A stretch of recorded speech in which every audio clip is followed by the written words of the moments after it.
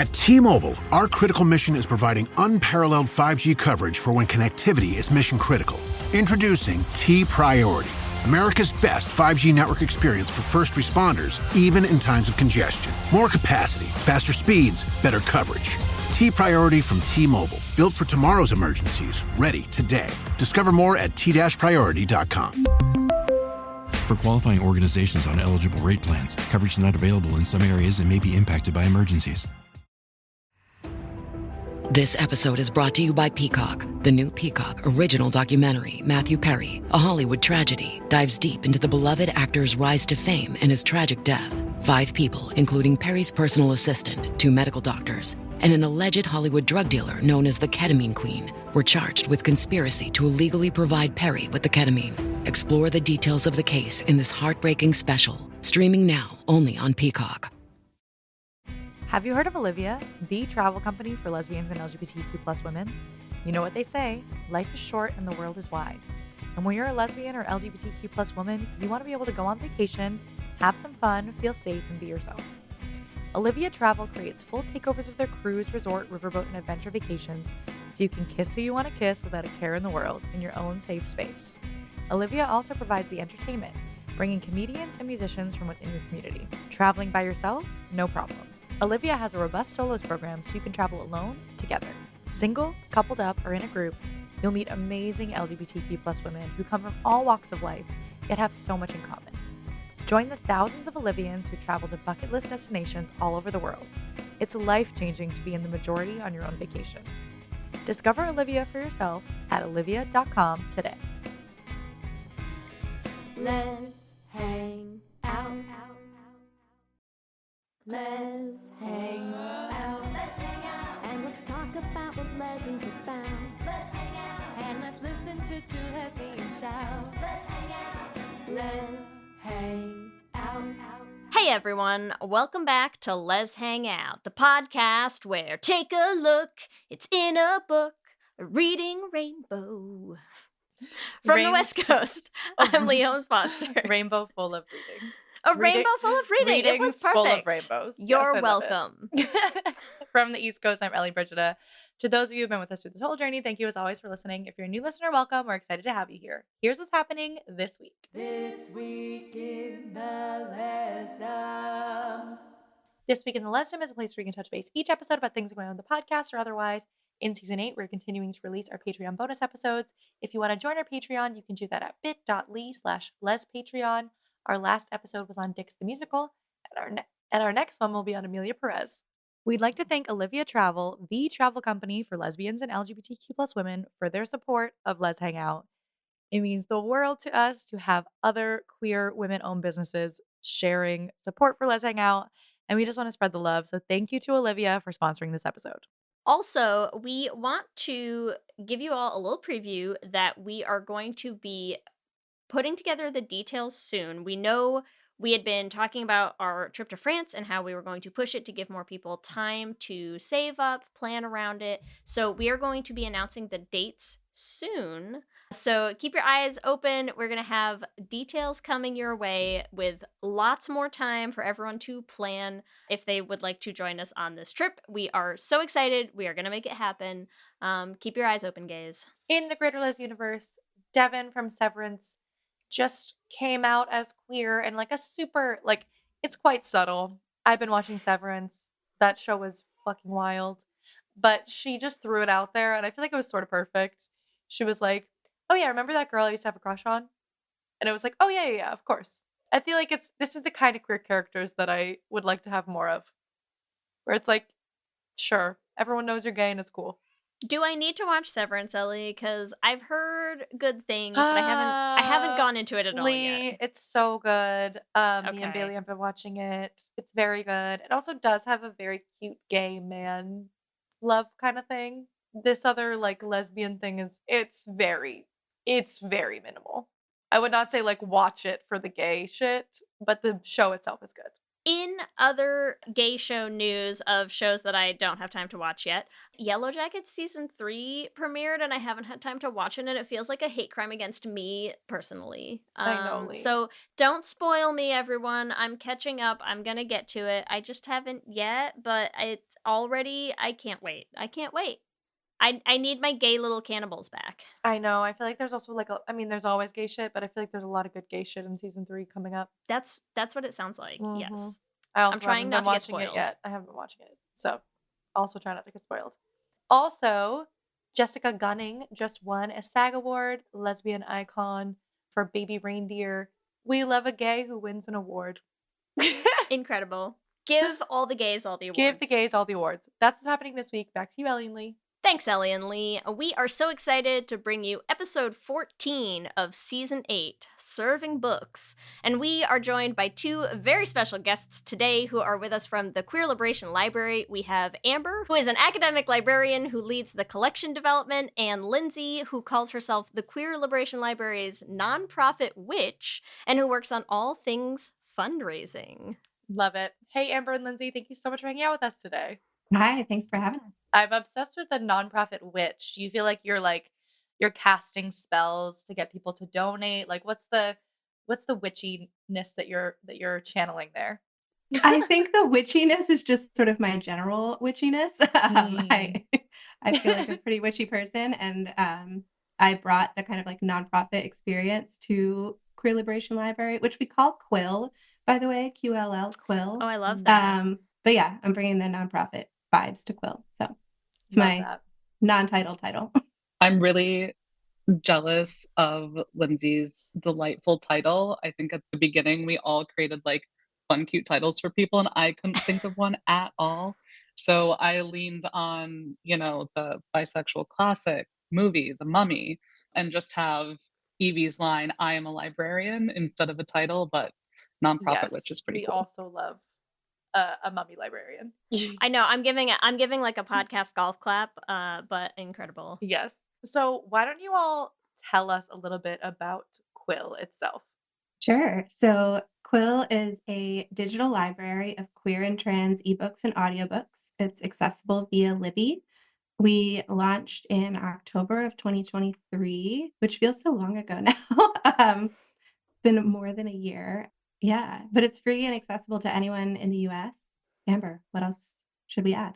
That it is one of the coolest things I think any of us have ever done, and it's been delightful to build and so explosive in ways that we hadn't expected. Like the growth we've experienced in just over a year is just mind-boggling to me. Every time I look at it, I'm go, oh wow, that's something I helped build, and it's reaching this many people who really need it, who are the people who we wanted to reach in the first place, is just incredible. That's so amazing. Yeah, and I mean, I think we all know it like is unspoken and spoken that we need this so much right now, like excessively much right now.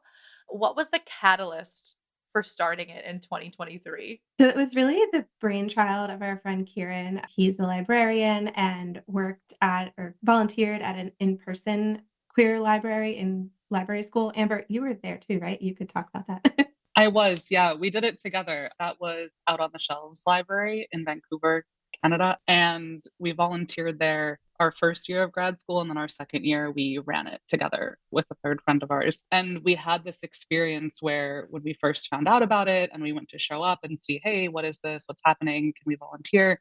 We walked into the space together because we stayed after the meeting. And both of us had this, holy cow, this is so cool moment when we walked in.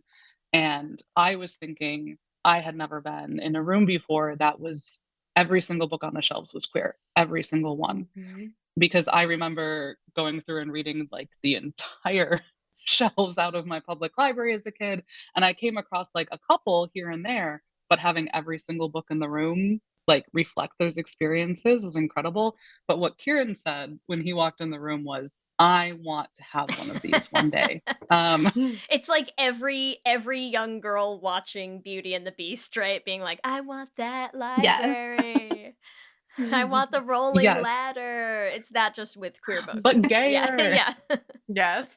And then, of course, we graduated and a couple of years passed. Kieran got a lot of experience with like digital collections and digital library spaces. And then just had an epiphany one day, amidst the whole climate of everything happening in the world of not just here's this queer library stuff that like we all love and we want to do something with someday, but here's the like technical background and expertise that I have. And what if we combine that in a way to really meet people's needs in a way that nobody is doing exactly in this way, especially the like it doesn't matter what your zip code is, it's accessible anywhere across the country type of way. So those are some pieces of how it came together at the start.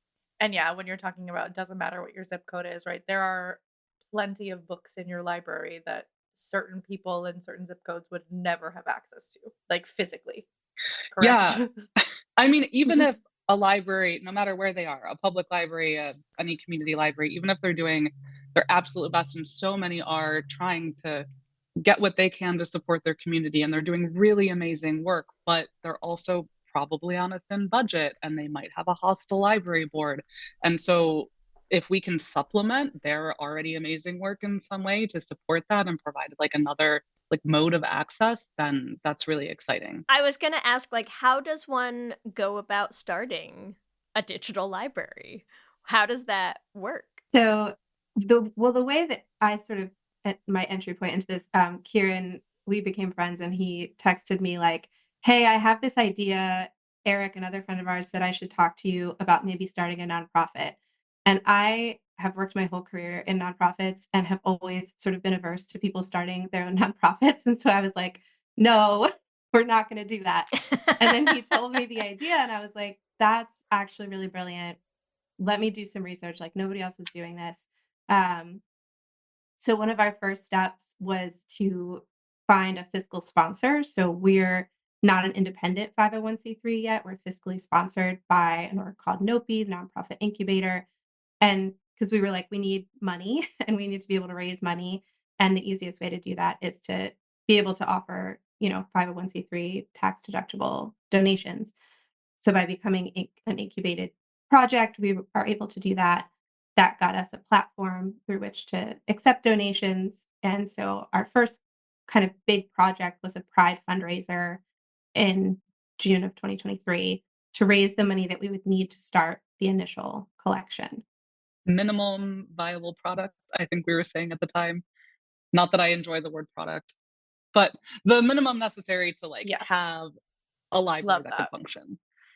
I also just love, I don't know, I'm like, of course, like the quill of it all. I think I'm just thinking about the queer community of it all, which I'm sure like is like where you're like, yes, so like Kieran's friends with me. I'm like, queer people always have skills. And I feel like so he's like, okay, so what skills can I use in my queer community? It's like me, you know what I mean? And it's just like collecting all the queers to be like, let me make my little like That is totally library collect. Yeah, right. Gay Gay army. librarian army. Gay library army. So I love that. I love the like web of connections. Absolutely the story in this case. Yeah. And we did kind of, we've got somebody who's a graphic designer and someone who's like really good with social media and multiple librarians. And we have at times referred to ourselves as 7 friends in a trench coat because people, I think, will perceive us. People will like write to us like, are you hiring? And we're like, we're all volunteers. Like that's so beyond. We're just 7 friends in a trench coat. Like we're figuring this out and I'm building obsessed this with thing as that. we go along. I'm just picturing, like, I just saw a TikTok, I think, where someone was, like, doing this whole thing where it was, like, 2 friends, clearly, like, one on the other's shoulders in a trench coat, like, going to a movie theater and being like, 1 ticket to this movie, please, right? I'm picturing that, except it's, like, 7 of you in, like, a library. Like, when you used to make your Halloween costumes as a kid, and it would just be, like, a cardboard box with straps? It's that with just, like, the word library taped on the side. That's how we trick the, mainstream already established libraries into believing that we're one of them, really. There you go. Yes. I love that. Well, and 2, I mean, I guess like censorship is maybe the word that comes to mind. It's like you don't have censorship other libraries might have to deal with censors, either from the government, from like I don't know what you guys said before. I'm like, I don't know the inner workings of the library, but you were saying like, are there people on like a board or something of a library or? Well, so what I was referring to with that is that the way most public libraries function is they are funded by the local tax dollars, right? And so because they have that not just public mission, but public like governance structure, they usually have like a library board, and you can vote to elect representatives to the library board, and they help, like, they sometimes give the final decision on policy and things that then go out through the library system.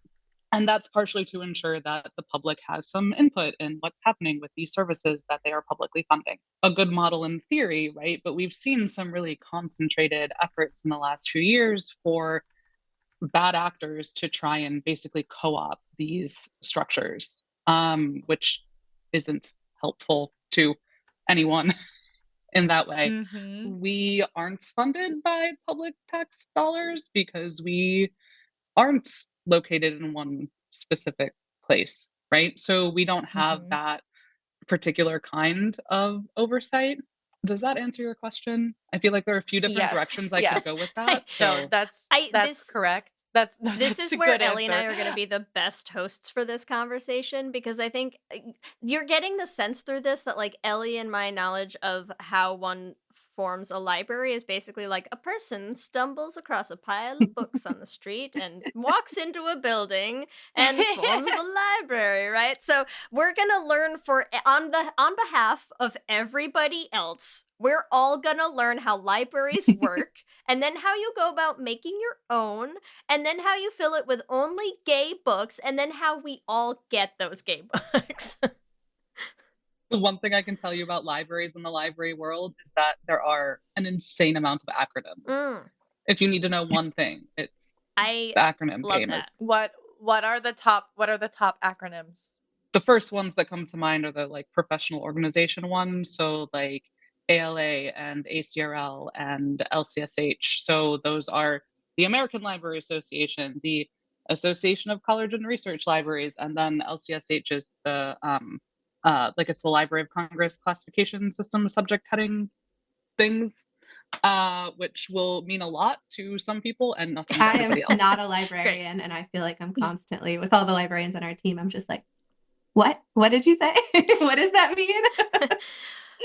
Lindsay's just like saging the corner and raising money. I'm just like, here, yeah. I got you money. Please turn it into books. However you There you do go. that. Yeah, I love that. Sorcery, I think, is the answer usually, right? Yeah. Witchcraft is the way that you create a book. There's just a shit ton of like spell books in the QLL, and Lindsay's like, how did those get there? There are. I have. Amber's like, yes, there are. I have press purchase on some books that are like queering your tarot. So we do have. I was 100% waiting for you to be like, we have the Grimoire. It's available now. 12 copies waiting in Libby for you. Alas, they have to be available digitally or as audiobook form. So like not every book that exists in the world is one that we can add to our collection. Why will no one scan the Grimoire is the question people need to be asking. Okay. Good question. You're so. You know, I haven't researched it, so I can't verify if someone's tried or not. Circle back and let us know.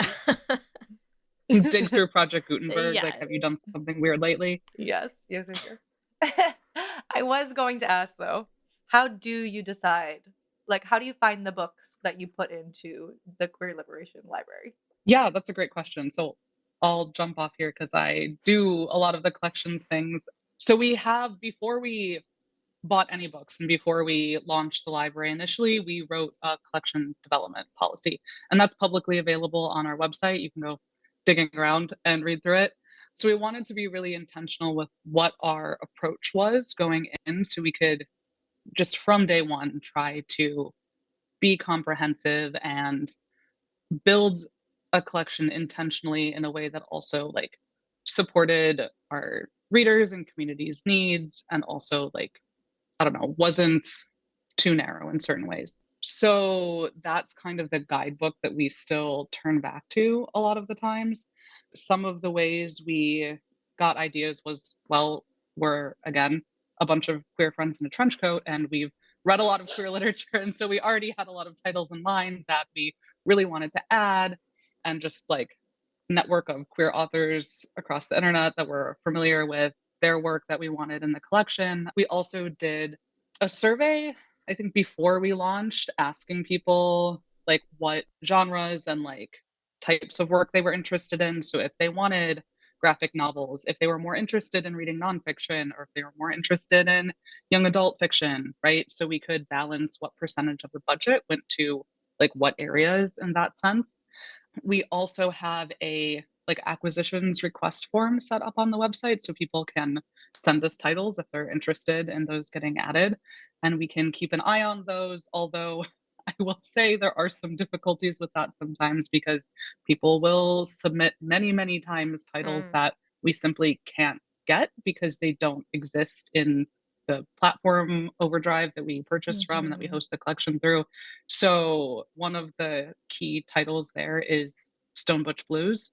We can't get it. We can't add it. It's not that we don't know it exists. It's not that we don't want it. It's that it's not available for purchase because it's available for free from Leslie Feinberg's website, right? So it's available for free. It's already out there. We would add it if we could, but it's already there. So listen up, everyone. Stop bugging Amber about Stone Butch Blues, okay? Please. It would be so You nice. should just have like a like thing on the form that just says that at the top, like, please enter your book. Please don't ask for Stone Butch Blues. It's also again. funny that people think we haven't thought of that. Like, obviously, we've thought of Stone Butch Blues. And then another thing that I would add too that we do keep an eye out for a lot is we can see kind of on our back end in Overdrive when people put those little notify me tags on books in Libby that the library doesn't have yet. We can see those, and we can see how much interest there is in the title, if that interest has grown a lot over time. So those sorts of things. And then also staying aware of new releases and going back through the last couple of years of award winners. So like the Stonewall Book Awards, the Lambda Literary Awards, Triangle Publishing. There's a couple others that are out there. So to try and make sure we're getting as many of those as we can. Yeah, I'd say those are some of the main ways we look for books. You mentioned genres. What are the top genres that people tend to vote for?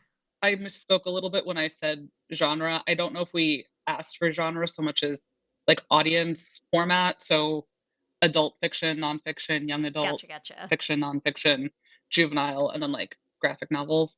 So you're saying you don't have the like Netflix categories breakdown of all the books in the catalog? Actually, I can poke around and see if I can pull some of that up really quick, because I am logged in. But I will say that adult fiction is the biggest category that people wanted.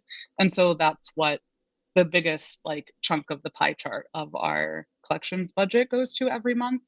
And then let's see, currently some of the most popular lists that we have up right now. So we curate the collection as much as we can on our Libby to bring people's attention to different areas of the collection if they're not sure to search for it or not.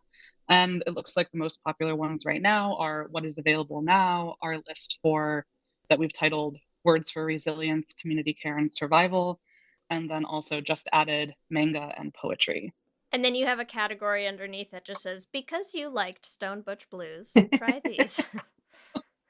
Okay, well, we do also have a list that's specifically for, we have like a trans list and we have like a lesbian list, so people can dig through those too, I think.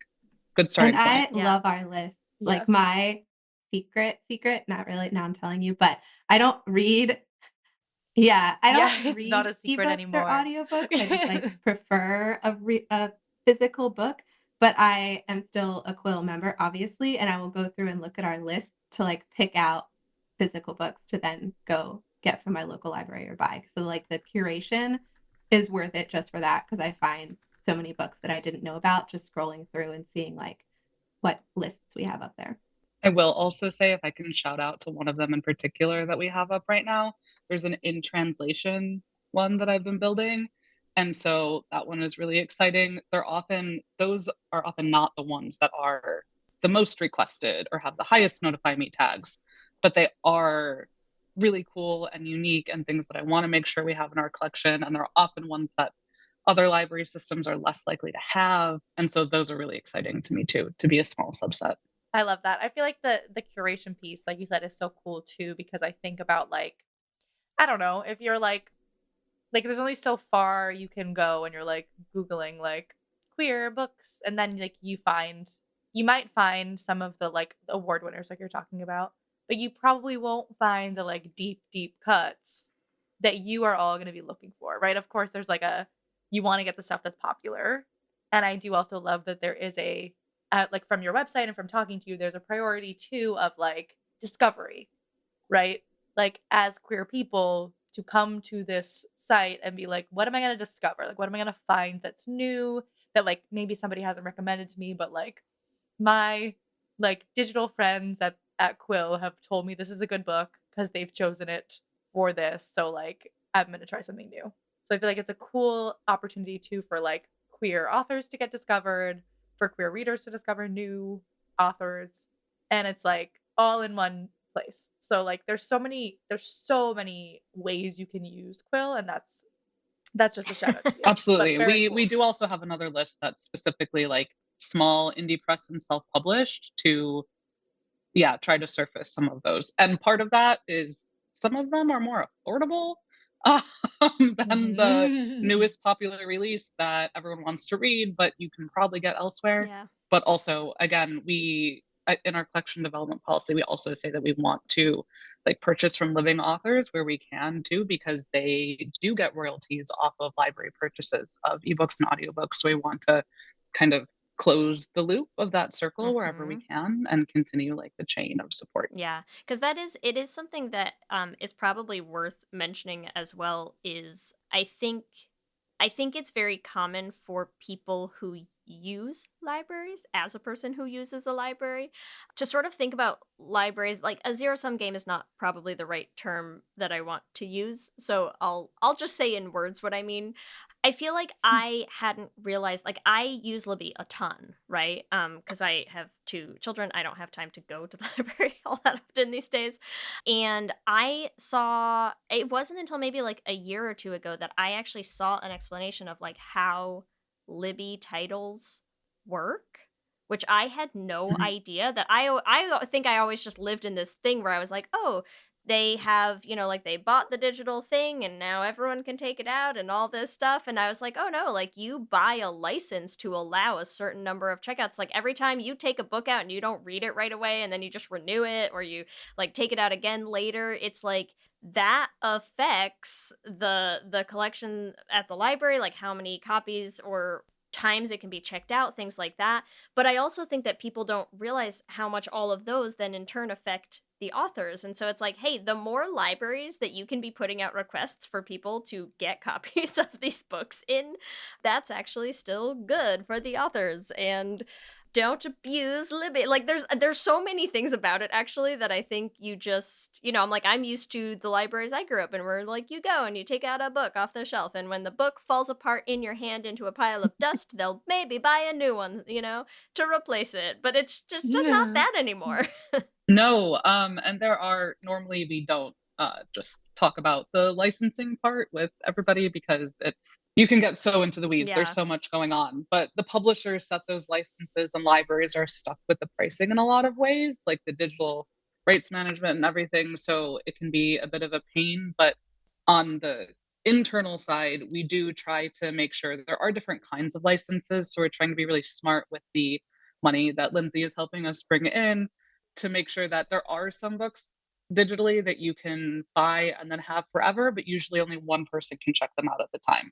And then there are other versions of licenses for different books that are that model of, well, if it's been checked out 26 times, you have to buy it again. And then there are also some where you can have like 100 checkouts at the same time, but then once those are gone, the book is gone. So we've been trying to balance need and like what people want to read with what we can afford to do. And also we are still really new.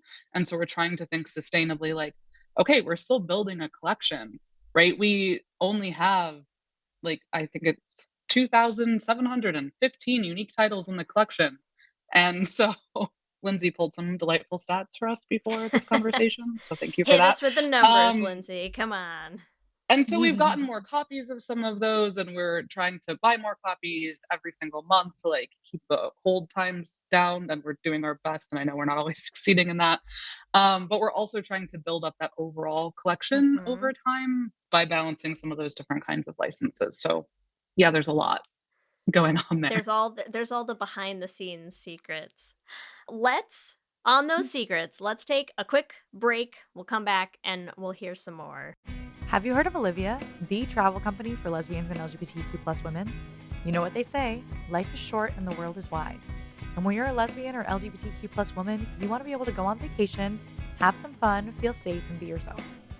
Olivia Travel creates full takeovers of their cruise, resort, riverboat, and adventure vacations so you can kiss who you want to kiss without a care in the world in your own safe space. Olivia also provides the entertainment, bringing comedians and musicians from within your community. Traveling by yourself? No problem. Olivia has a robust solos program so you can travel alone, together. Single, coupled up, or in a group, you'll meet amazing LGBTQ plus women who come from all walks of life, yet have so much in common. Join the thousands of Olivians who travel to bucket list destinations all over the world. It's life-changing to be in the majority on your own vacation. Discover Olivia for yourself at olivia.com today. Lez Hang Out. There are many ways to entice a potential new customer with flashy branding and calculated marketing strategies.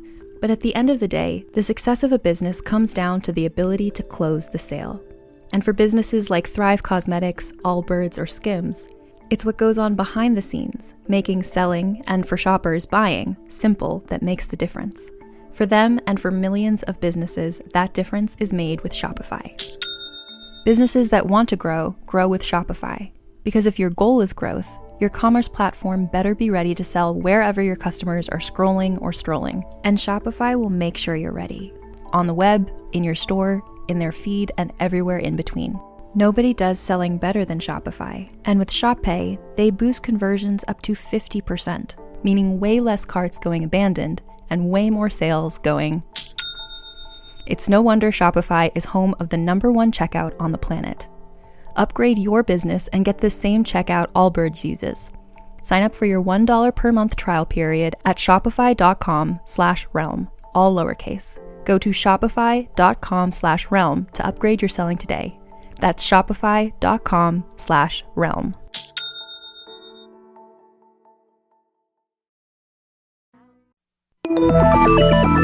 With something like 5 million podcasts, finding a really good one can take a ton of time. So let me recommend one. It's called Something You Should Know. I'm the host, Mike Carruthers, and in each episode, we discuss topics that can be really helpful, like how to read people better, the psychology of crowds, or fun things like the story of Legos, or why you probably wouldn't be here if it weren't for horses. Something You Should Know is the name of it, wherever you get your podcasts. I'm Amy Nicholson, the film critic for the LA Times. And I'm Paul Scheer, an actor, writer, and director. You might know me from The League, Veep, or my non-eligible for Academy Award role in Twisters. We come together to host Unspooled, a podcast where we talk about good movies, critical hits, fan favorites, must-sees, and in case you missed them. We're talking Parasite to Home Alone. From Grease to The Dark Knight. So if you love movies like we do, come along on our cinematic adventure. Listen to Unspooled wherever you get your podcasts. And don't forget to hit the follow button. Hello, I am Kristen Russo. And I am Jenny Owen Youngs. We are the hosts of Buffering the Vampire Slayer once more with spoilers, a rewatch podcast covering all 144 episodes of, you guessed it, Buffy the Vampire Slayer. We are here to humbly invite you to join us for our 5th Buffy prom, which, if you can believe it, we are hosting at the actual Sunnydale High School. That's right. On April 4th and 5th, we will be descending upon the campus of Torrance High School, which was the filming location for Buffy's Sunnydale High, to dance the night away to 90s music in the iconic courtyard, to sip on punch right next to the Sunnydale High fountain, and to nerd out together in our prom best inside of the set of Buffy the Vampire Slayer. All information and tickets can be found at bufferingcast.com/prom. Come join us. I want to talk a little bit about Because one thing that sort of stuck with me, and I don't remember which one of you two was talking about it. I think it might have been you, Amber, about saying that at the library in Vancouver, that experience of walking into a space and saying, hey, every book here is gay. Every book here is queer in one way or another. And I'm curious, I wanted to ask both of you, like, what was your experience with queer literature? Like, if you think back to, like, what was the first queer book you remember reading? I don't remember. Good question. Like stone butchers. Yeah, there we go. We've hit our 3B. Nailed it. I came out rather late in life, and so I didn't grow up seeking out queer literature. I wasn't really familiar. I didn't know myself as queer until like late 20s, really. And so I'm thinking back to like, what did I seek out then? I read a lot of like blogs and stuff online, just trying to see this experience reflected of I had been married to a man. And so like any writing I could find about like someone who like came out post marriage, I was like, is this possible? And I feel like that's what we're right. I was like, does such a thing can exist? I do this? And I think that in part, like why queer literature is so important, because I'm always just looking for examples of like, yeah, has someone else done this thing that feels really insurmountable to me? And then to read, and yeah they have. I'm just picturing you with like a dictionary going like, where do I start? Divorce. Yeah. What's that, first? but like Google, like I love that. Yeah. Yeah. I'm sure you found Do some you good remember, shit. Ellie? What's the first gay book you remember reading? Sort of. You know what I was thinking of? Isn't there some gay shit in the Diary of Anne Frank? I mean, yeah, but doesn't it usually get cut there out is. of a lot of the versions that people read in school? Nope. Did you? I definitely read it. If you get the unabridged. Yeah, I definitely read it because I remember that because I was young and I was like, what? This is happening? So I feel like I remember that very vividly. That's like I was like, that really stuck in my brain. But I think when I was older, there's actually like this author that I did a whole, like when in my junior year of high school, D.H. Lawrence. Yep. I don't know if any of you know D.H. Lawrence. So Women in Love. So I read Women in Love and I did like an entire like dissertation on D.H. Lawrence. And it just cracks me up to think about it now. Because like that whole thing is so homoerotic, right? It's like these two couples that are like heterosexual couples, but like the two men are clearly in love with each other and like the two women are also in love with each other. And it's like this like very like homoerotic exploration of like what intimate friendship between two people of the same sex is. And I didn't come out for another like 5 years. But I was really, my paper was like intimate friendship between women are like the most beautiful. Well, you know what I mean? Like I was like going to town on that paper. I'm getting flashbacks to an essay I wrote on one of Noel Coward's plays in college. Because it's the same thing. Yeah. So I vividly remember that. There's like a very intense scene with these two men where they like are basically like naked in front of like the fireplace or something. Just regular friendship It's so stuff, wild. you know? Yeah. And I like there were some lines that were like, I will never love my wife as much as I love you. Like it's not possible. Stuff. And I was like, I get it. I totally get it. So like I don't know how, like I feel like moving forward in my life, there's definitely like more other like newer queer authors that would be more like explicitly about queerness. I mean, that was pretty explicitly queer, but they I feel sound like it's good such, friends like, just older enjoying a warm fire together. I don't know, Ellie. I'm not convinced. I know, right? But I feel like there's like a tendency in older literature for people to just like explain the gay away. Yeah. I don't know. You're like, huh? I don't know if I can say this on the podcast. You might can have say to edit it anything out, on the podcast. Okay, yeah. Well, if you don't want us to share it, that's also fine. What that example of them on the floor in front of the fireplace made me think of was that one, I don't know if you've seen it going around the internet, but the line, his wife has filled his house with chintz to keep it real, I fuck him on the floor. Has anyone else seen that? No, I don't know. Yeah, you gotta drop some links. Okay, I will try to find it. Okay. Do you have an entry also, Amber, to your first queer book you remember reading? Yeah, I don't think it was the first one that I ever read, but I think it's the first one where I noticed in that way. And I didn't, and this was, I don't know, probably late middle school. And so I didn't know why it was so compelling to me yet, because I didn't realize that I was gay until like the beginning of my senior year of high school. So it didn't click. I put that in a box and forgot about it, right? But the first one that I remember going, what is that about, was Luna by Julianne Peters, which is about a trans teen. And it's from her sister's perspective, I think. So it's kind of like at the distance, observing like what's happening, like as your sibling is like going through figuring that out and going through that, and like, well, the rest of the family doesn't really know. So that was really interesting. But the only reason I came across it was because I read literally every single book in the YA section of my public library that interests me in the slightest.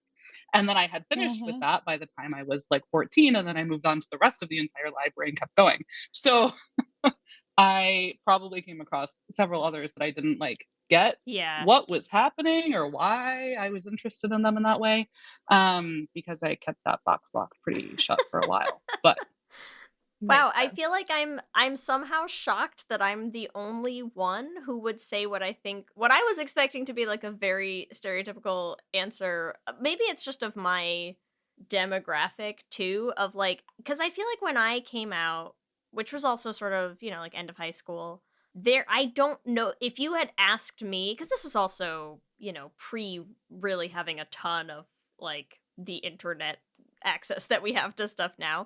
I don't think I knew how to find a lot of books, and so we knew of like 2, and they were the Sarah Waters books, and so I think I read Tipping the Velvet first. I don't remember, but like it was either Tipping the Velvet or Fingersmith, and those were sort of the only books I knew about for a while, And I guess because Go ahead. I just told a friend that I had never read them, and she's like, "You have to read them." I was like, getting chastised in a gay bar about this. It is. They're great. I mean, it is. It's okay. I've exposed myself. I haven't read them either. It's such a. I feel like it's such a moment. Okay, we can read them together. Yeah, we'll do a book club. It is. Yes. No shame. There you no go. shame. There you go. I think that's the same version I had actually with the 2 of them on the cover. Yeah. I feel like I'm just thinking, because I do like I was that same kid, Amber. Like I read aggressively as a kid, like just read all the time. And then I feel like when I came out, you didn't even know where to look. You didn't know where to find stuff, And so it's like, I don't know. I think there was just something about that moment you're describing of being like, yeah, you're just in a space where like every book here is gay. And again, like on the list of things that I think sometimes straight people take for granted, it's like most of the time when you walk into a library, like you walk into your public library, man, most of those books ain't gay, Like I think all of us know what it's like to do the converse of that, which is to walk into a space where you're like, is there something here for me to read? And I wonder what it would be like to have access to a collection of books like this as a young, coming of age queer person in your, teens, 20s, whatever, like having the amount of access and number of titles. Like the idea that I would have known to even think that there were like, what did you just say? 2,700 books? 2,700. Yeah. Yep. Would have, like my small mind would have just exploded. Yeah. Yeah, no, I think it is.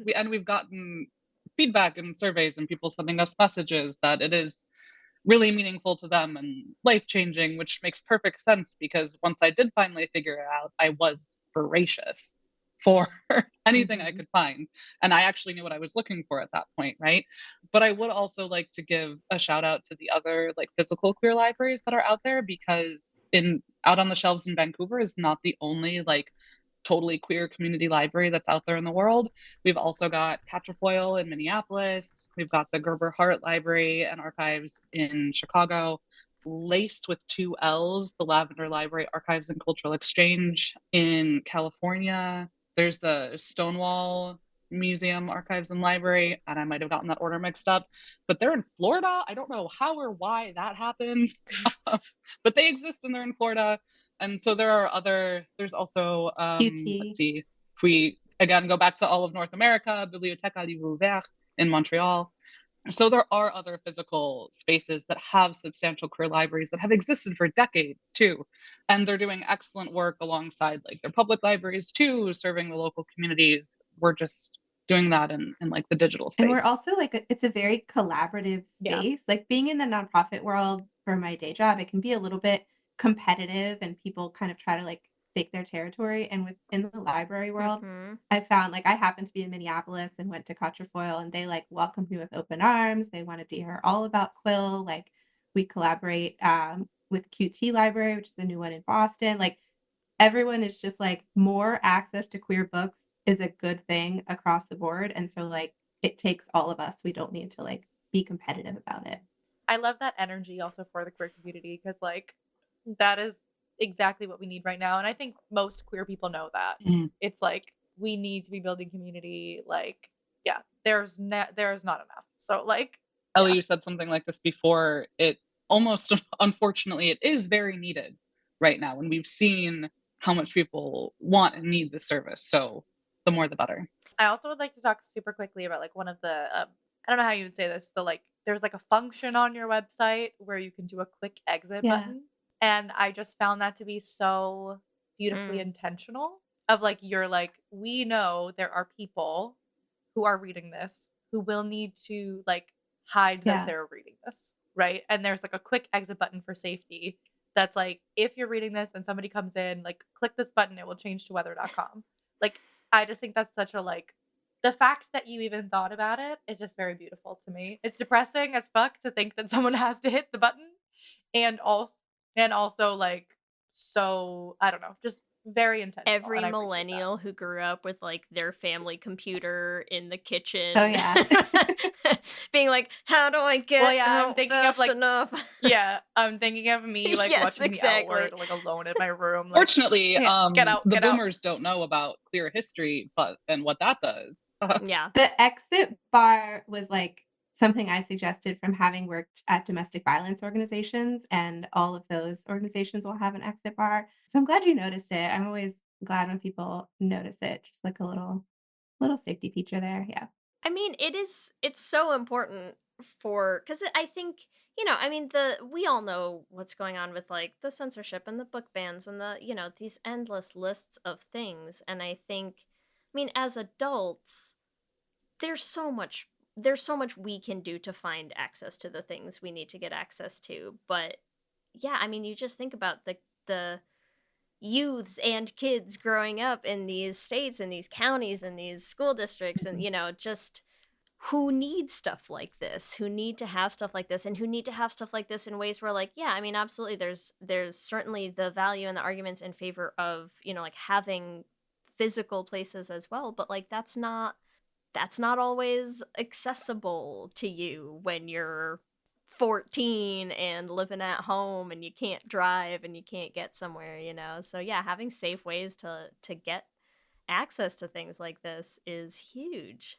Yeah, and to support that and to support like queer families, I mentioned that we have like adult fiction and YA, but we do also have like middle grade and juvenile and even like queer picture books and stuff. So yeah, we wanted to make sure to support everybody along their journey there. Yeah, which I love even just for getting recs sometimes, because honestly, it is like my kids are 5 and 6, and our 6-year-old is same thing, like just turning into it's like it's becoming a problem, the reading, where you're like, I need to cover the book so you can listen to me ask you a question. Okay, close the book and eat a bite of your dinner, please. Like, but yeah, it's like finding, like where do you find the book series for, 6, 7, 8-year-olds that might ever have a queer character in them, or a character with 2 dads, or like how do you just get something that is not solely reinforcing the heteronormative patriarchy view of society that like is sort of built into a lot of kids' books, whether they try to or not. Yeah. And It's important. one thing I love about a collection that is all queer is that like you can get specific. It's not just like one genre. It's like I really like memoir, and so I can find like queer memoir. It's not just like a few like romance books. It's like there's queer every type of book, and you can like be really specific about what you're interested in. Yeah, we contain multitudes. Yeah. We're not all the same. We're not only just sitting in front of fireplaces together naked, you know? We can do other stuff. Yes, exactly. Exactly. I'm like, that really influenced me. Dug deep Ellie's in the actually brain. naked in front of a fireplace Also- right now. None of you listening know Right this, now. but Yes, for the listeners, rest of us, you don't know it's an this. experience. Since I mentioned D.H. Lawrence, I'm reverting back. I also thought, I don't know, I'm like, to go back to that, it was sort of crazy that like my junior, like anyone who's read D.H. Lawrence, like D.H. Lawrence is quite hyper. Like I read Lady Chatterley's Lover, which is basically like about this woman's affair with her gardener, which like to be fair, fine. But I'm like, in my honors English class, that was like, there were all these authors. Do you that have she him? was She get recommending, and I was like, She's got them like, all, Ellie. this. She's got them all right behind her. Yes. Honestly, I love D.H. Lawrence, but like just so funny that I was like, yes, this is what I really want to talk about at like 17 years old. Like I totally understand this man and his like affair with the gardener, and he feel like, you know, or this woman and her affair with the gardener. You're projecting. You're She's projecting a trapped little in her Ellie. life. Yeah. I feel like I want our listeners to know as we continue to sort of talk through Amber pulling every book we talk about off a shelf behind her. It's less the fact that you have all the books that impresses me. It's more the How quickly speed you can with find which you're them. finding them on that shelf. It's a pretty big shelf. Well, I think all methods that work for you for like information organization and classification systems are valid. Do your own thing. Don't let Dewey tell you what to do, you know. But yours are following Dewey? Screw Is those that... old white men. No, it's not. Okay. It's not. I was just waiting for that to be like, do what you want, but also mine. I have a few other like smaller bookshelves where I'm more like, this is a specific thing, but this one behind me is mostly, it's just fiction and it's alphabetical by author, so that's pretty easy. That's impressive. I like put all my bookshelves just haphazard when I moved with like the idea that I would rearrange them someday, and that has yet to happen. So I mean, as a librarian, I feel like the first 2 years I lived in Grand Rapids, I didn't own a bookshelf yet because I was busy buying a couch and a table. Yeah.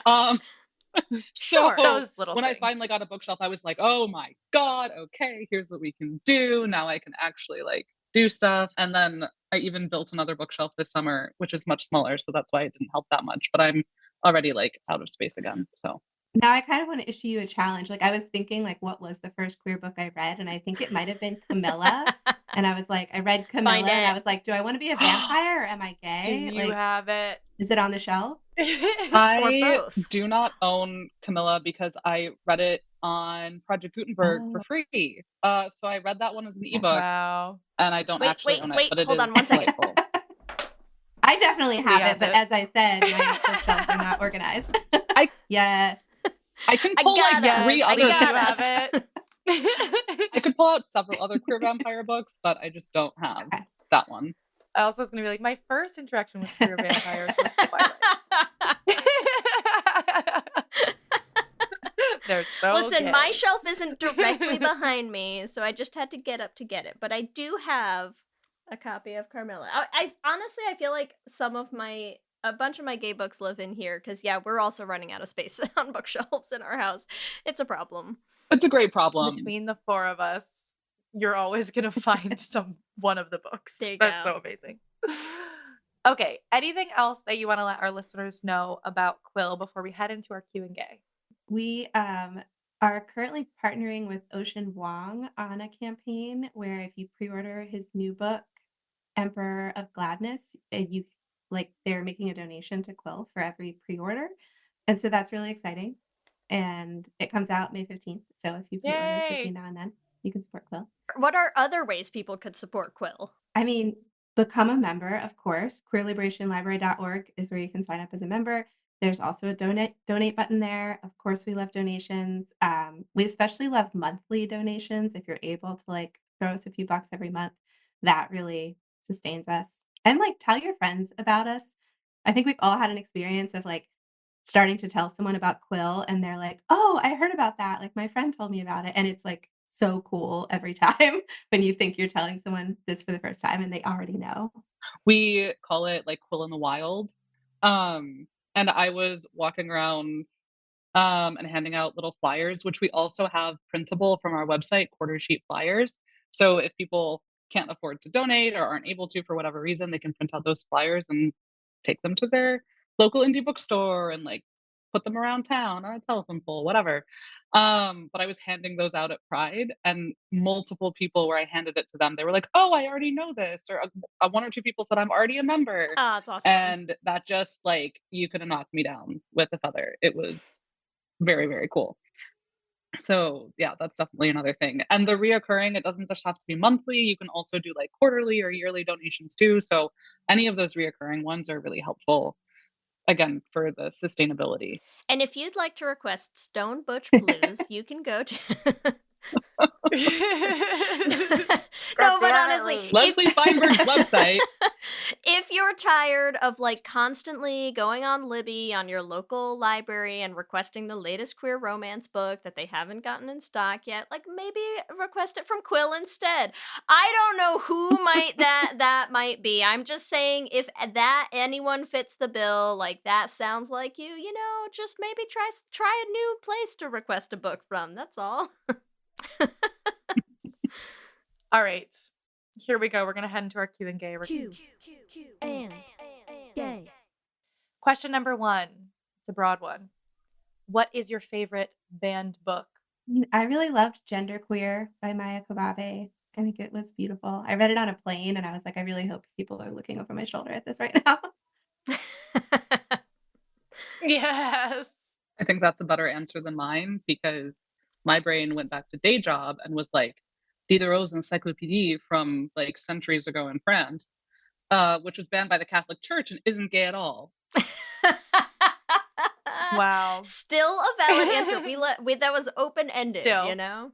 Okay, question 2. How do you like to read out of A, a physical book, B, Kindle, C, straight up on your phone, or D, audiobooks? I like a physical book, as previously mentioned, and I prefer a paperback because I'm often reading on the subway and it's hard to hold a hardcover book while you're in transit. So true. I also prefer print, and then I feel bad about it while doing all these digital library things, but you got to do what you got to do. But I do love having digital backup options if I'm in a tight spot. Good answer. Good diplomatic answer. It's okay. Reading is reading. Yes. Audiobooks are reading. Everything's reading. Yes, Audiobooks exactly. Well, I've made our list. like That's Lindsay all I'm saying, okay? Well, and like Lindsay was saying earlier, like you can still be using Quill and like finding your recommendations. Like it's very like you can still be making the monthly donation and like understand that it's helpful to certain people. Also, while finding sometimes your you can physically. test them out first, because some of us are married to people who have given us a limit of like, you cannot bring more books into the house. And you're like, well, sometimes I will still do that, but you can pick and choose a little better if you read them first on a Kindle, That's all. I don't know who I'm describing Good here. methods, I'm just Leigh. saying. I know you haven't been describing anyone in particular. Not this a entire single episode. time. Definitely not me, All who right. last weekend went on a let's both buy new books date. So Oh, very cute. We've run out of bookshelves until we build more. We have a limit. All right. Question number 3. How old were you when you got your first library card? A6, B16, C36, or D, I'm just getting it now? Oh, younger than 6. I think I was like 4 or 5. Nice. You have to at least be able Start to 'em early. write your name yourself. That's I what know. our I kids do did. feel like I so- was super early too. I feel like my first library card, my name is like written so shitty. I think they both got them at like 4 or 5. Like as soon as they could both sort of like scribble That's their so names funny. out, we were like, "Here we go," and they were so yeah. happy. I was closest to 6, and my town didn't have a library. It had a bookmobile that came from like the county because it was a small town. And so I remember my grandma like taking I love me and that. my cousins and sister to the bookmobile. So that was my sort of library card. That's so cute. Where was this bookmobile? What town? This was in South Jersey. Salem County, South Nice. Jersey. There's this very rural part of Jersey that nobody knows about. In my head, I'm picturing like an ice cream truck with the big window and they just hand books out. Is that No, like you close? went Because inside. if not, don't tell me. I want to keep this picture. No, in my that's head. exactly how it was. Yeah, and you were like, Excellent. this is the book I want, and I want a cone with sprinkles. Yeah. Yeah, and he's wearing like the little hat with the little red Yep. and white, you know. Great. It plays the Reading Rainbow Book, song. chocolate on the side. Okay, question 4. Where's your favorite place to read a book? A, the beach. B, in bed. C, on a plane. Or D, in a comfy chair. I think in a comfy chair. Oh, A. sorry. I have my rocking chair behind me. That's like my primary There you reading go. spot. Amber, you vote on a beach. Yeah, well, I'm pretty near Lake Michigan, so it's delightful, you know? And I used to do that. I don't know. I feel like I've lived near beaches sometimes. And so taking the book to the beach and just like camping out. There you go. Yeah. It's dangerous because I burn easy, but it's nice. You're like on a beach under an umbrella or 3, you know? Yes. I actually have a chair that has a built-in, I don't know how you call it. It's like a, what like it literally has like a built-in roof. Yeah. Shade. Like if you pull up from the back, it has a cover. Like a stroller Yeah, for a baby, basically. but like a chair. Yeah. And whenever I go to the beach, that's my chair. I'm like, I'm not risking it. Like Ellie's got that fair skin. I am fully covered. There is shade above me. I'm warm. That's it. That's all I need. Ideal. Yeah. So I understand you. I'm with you, Lindsay. My room when I was growing up was like I had a little cut out space, like cut out weird little nook in my room, and we found like a chair that like fit perfectly in that space.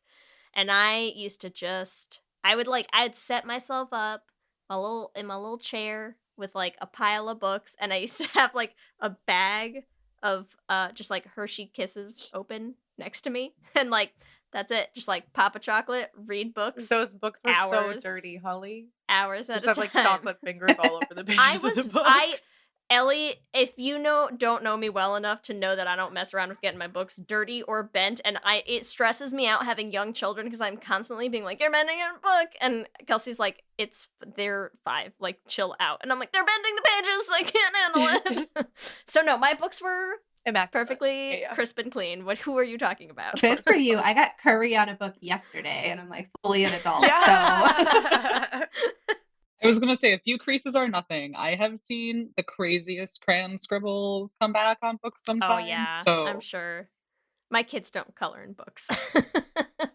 They might sometimes bend them, and I'm working with Eloise on what does or does not constitute a bookmark, but, you know, it's... So they color on the walls. Sure. I'd prefer that, honestly. Just like as long as it's not my books. Just not the books. That's so funny. All right, our final question. Here we go. What is your top genre currently? A, nonfiction. B, romance. C, horror. Or D, sci-fi fantasy. Nonfiction, probably. I also want to make my own choice and say poetry. I've been reading a lot of poetry lately. You can write in. You're the guests. Yes. Everyone else gets stuck with the available buttons to click on Instagram, but you get to choose whatever you want. I am on an Octavia Butler dive. I'm reading the Paternus series for the first time, so I'm going to go sci-fi fantasy for that. Well, Amber and Lindsay, thank you so much for hanging out with us today. This was so lovely. Thanks for having us. This is great. Yeah, thank you. Amazing. Remember, listeners, you can give us your own answer to this episode's Q&A questions on our Instagram at Lez Hang Out Pod. Where can our listeners find you, Amber and Lindsay, and also Quill on social media? So Quill is at QueerLibLib on most platforms. We're on Instagram. We're on Blue Sky. Amber runs our incredible Tumblr presence, which is awesome. QueerLibLib, all those places. And I know you had already said this before, but remind us about any projects coming up, the fundraising, and where people can find Quill online. Yeah, so queerliberationlibrary.org is our website. You can find everything there. We've got the Ocean Vuong pre-sale campaign going on. We also have merch. I forgot to mention that. We have, great mugs, t-shirts. Yes, it says read queer books. Yes. Yeah, most of our merch has that logo on it. We have a great tote bag that's like very Amber is decked out in merch for all of you who are Amber has listening. a magic bookshelf full of every book we name and also is wearing every piece of merch Quill makes. Yes. So yeah, that's where you Sorry, can find continue, us. Lindsay. I think I said it all, right? Perfect. Well, it's a little bit in advance, but I would also say that our Pride fundraiser that we mentioned earlier on, that is an annual thing. So you can expect more stuff coming out for that during Pride in June. Incredible. Amazing. Thank you both so much for hanging out and telling us so much about Quill. I am signing up as soon as we hop off, so that's awesome. Yay. Let me hear you say hip, hip, hip, hip, hip, well, yeah. We love hearing from all of you. We love continuing to build this community, and we just want to shout out some of our favorite things every episode. So first, we want to shout out Marin, who sent us a great sapphic meme on Instagram that says, roses are red, there are 12 in a bunch, I barely even know what to order for lunch, and said it made them laugh and they didn't know who else to send it to. And so yes, please, always send us your dumb sapphic memes that make you laugh and you don't know who else to send them to. We're here Send for them it. to us. Also like to shout out Katie Kate on Instagram, who loved one of our quotes from our last episode, which was about a black cat lesbian and her girlfriend, which is of course from Wicked. So What an true. episode. As always, I want to thank our Lesbian Jesus patrons, Mark Foster, Lizette Stye, Adi Benitez, Sophia Phillips, and Armani Gucci. And our King Princess patrons, Amy and Ellen. And Andrea Doucette, thank you so much. We could not continue to make the show without you. Remember, you can find us on all the social medias. We are on Instagram, Facebook, Blue Sky, and TikTok at Lez Hang Out Pod. You can email us at lezhangoutpod@gmail.com. Or you can check out our website at lezhangoutpod.com. Whatever app you use for podcasts, make sure you subscribe so you'll be the first to know when new episodes drop. We also have videos up on our YouTube channel, and you can subscribe at youtube.com/lezhangoutpod to catch those. Lez Hang Out is an independently produced show hosted by us with audio production by me. Our production assistant is Krista Murison, and other podcasting shenanigans by Leigh Holmes Foster. If you want to help support the podcast, the first thing you can do is easy and free is leave us a rating or a review on whatever app you use to listen to podcasts. If you want to support us financially, which is a really big help to us and our independent team, you can do that on Patreon at bit.ly/lespatreon. In exchange for your support of the show, we give you all kinds of bonus episodes and our Patreon-only Discord chat. It's a super fun time. If you want to pick up some Lez Hang Out merch, you can find all of our designs on our website, or you can go to bit.ly/lesmerch. You can find everything there, all of our t-shirts, tank tops, bags, hats, mugs, cups, all sorts of good stuff, and new things going up all the time. And remember, we have a queer production company making queer podcast musicals with guaranteed happy endings. You can find everywhere at $beanprod. And you can check out our website, dollarbeanproductions.com. You can listen to all the episodes of our first show, The Flame, on any podcasting app. And you can check out all the episodes of our second show, Journey to the Heart, also anywhere you listen to podcasts. And if you want to help support us in making more musicals, you can join our Patreon at bit.ly/dollarbeanpatreon.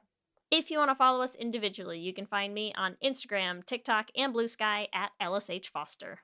And you can find me on Instagram and TikTok at Ellie Brigida. With that, I'm Ellie.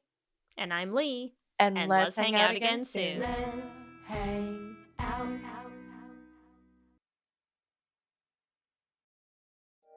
Hey folks, we're the hosts of Comic Sans, the podcast about comics for those who are sans knowledge. I'm Yen, a reader, writer, liver, and breather of comic books. And I'm Nat. I used to know absolutely nothing about comics, but now... So actually, I've got a quiz for you. I still have a lot to learn about comics. Thank you. On Comic Sans, I make Nat read some of my favorite works in the medium, including Saga, Daredevil, and The Flintstones. And Yen talks about what makes that comic special. Sometimes it's a story, sometimes it's... Paneling, gutters, page turns, colorings, lettering, semiotics, juxtaposition. Okay, Professor, save it for the episodes. You can listen to Comic Sans on Apple Podcasts, Spotify, or wherever you get your podcasts. You can binge our first 2 seasons. That's over 20 episodes on 20 different comics. And we just launched Season 3, new episodes every 2 weeks.